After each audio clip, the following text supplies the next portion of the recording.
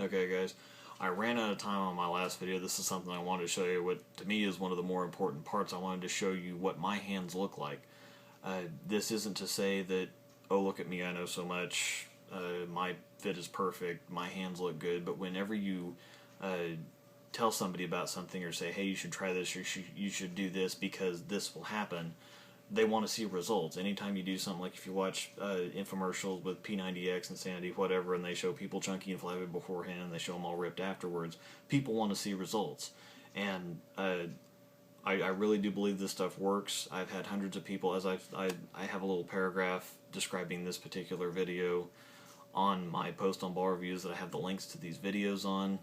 I've worked with hundreds of people and have adjusted their fit and changed their fit to reflect what I'm talking about, and in every single case they've either, their pain has gone down, they don't have calluses as thick as they used to, their hands start shrinking, everything kind of returns to normal. If you think about, go back to before you bowled, I mean, your hands, just like your feet, are generally look the same, but because of bowling with one hand, that hand generally has calluses in certain places. Your thumb's usually a little bit bigger, your fingers are usually a little bit bigger, you can notice things, on your cuticles, fingernails, what have you.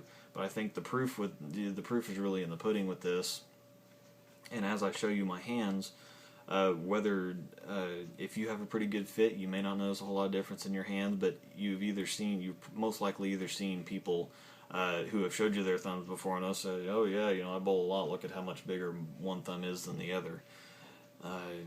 And the more you bowl, the more you're naturally going to rub things, but people can do a lot more damage to their hands in a shorter period of time through a bad fit. I mean, if you bowl a whole ton, if you bowl like the pros do, those guys, they can have the best fits on the planet, and they're still gonna have problems. But if you just bowl 3 games a week, even 3 games a night, 3 or 4 times a week, you shouldn't have problems, honestly.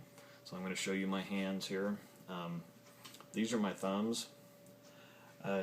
You shouldn't be able to tell which hand I bowl with. If you look at my thumbs, they're exactly the same size. I have 0 calluses, either here or here. This is actually my bowling hand. This is not my bowling hand. I have no calluses down at the bottom. I have no calluses on the sides. If you look at the back, sorry, this is really hard to do. If you look at the backs of my thumbs, I don't have any calluses on the back there either. If you look at my cuticles, they look just the same, and the same goes for my fingers too. This is my bowling hand again. I don't have any darkening in any of the tips of my fingers. I don't have any calluses on or around the creases of my fingers where they meet the thumb hole. And this, I mean, these are my hands here.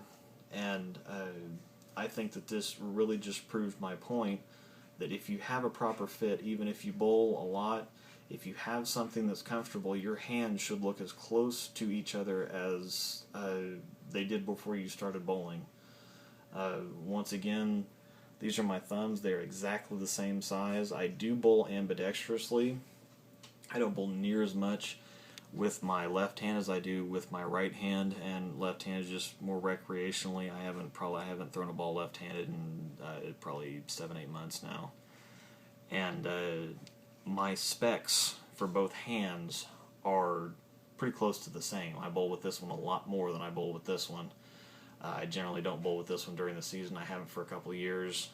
But then again, there's my thumbs, there's my fingers. I really think it'll work for you. I really think that this is something that can help you out. So if you're experiencing any calluses, any pain, any strain, any stress, anything, just go get yourself refit. We generally recommend that you should refit yourself every 2 years anyway, just because your hands do change over time. As you age, things will change slightly. Now, it depends on how much. Generally they don't change a whole lot, and if you go through equipment fairly fairly regularly. It may be, depending on the fix, it may be fairly cost prohibitive. It may not be a big enough change to really worry about, but it is something that's important. I'm starting to ramble here, so I'm just going to cut it off. I think I've shown you my hands like 8 times now, but I'm just a little bit excited about it. I'm happy to be able to throw a ball pain free, to not have calluses, to not have one hand that's just gargantuan. It's awesome. It's just a lot of fun, and it makes me really happy to be able to change other people's fits, and when they're having pain and when they're having problems, and to be able to say, you know what, I can do something for you. I know I can fix your problem. And when their problem is fixed, it's pretty awesome. You know, sometimes we have to do a little bit of adjusting to their fit, because when your thumb starts to shrink, all of a sudden, you know, your thumb hole's too big. So there are some times we've had to plug thumb holes or had to re-slug them. But that's really pretty awesome if you think about it. Getting something to where it's more comfortable, where it's not rubbing on you. But anyway, that's just the extra little video. Thanks a bunch, you guys, again, for watching. I really appreciate it. Thanks for sitting through all this, which ends up being, you know, almost 40 minutes now, and it's only the first section. I've got 7 sections, actually. The 7th, I already did the 7th section. That's a perspective one. I can go ahead and give you the outline for the rest of the clinic if you're interested. We go over basics on the ball. We go over cover stock, core, RG, and differential. Pin, center of gravity, mass bias, or the PSA, which is the preferred spin axis. Surface layouts, and then we'll have you try it out. The lane, we'll go over lane surface and lane conditions. Putting holes in the ball, we'll show you the drill press, the digital display, setting pitches, drilling things. The equipment, resurfacing machine, spinner, disc sander, miscellaneous tools. Putting it all together, we kind of everything that goes together, your fit with the ball, with the lanes, with the conditions.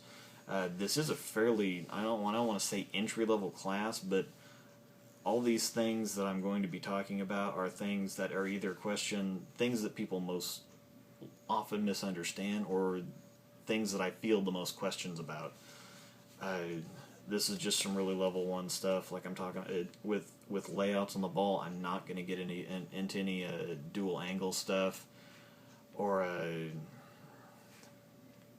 there's so many different types of layout procedures now. I'm not going to get into all of it. I'm just going to go over some general layouts and talk about stuff like that. I think the dual angle stuff would be more like if you're talking multiple levels, like it'd be a dual angle at a level 1 through 5. It'd probably be a 4 or a 5, and I'm just trying to stay on level 1 here to try to give you the basics and talk about a little stuff. So I'm done rambling, I promise. Thanks a bunch, guys. I really appreciate it.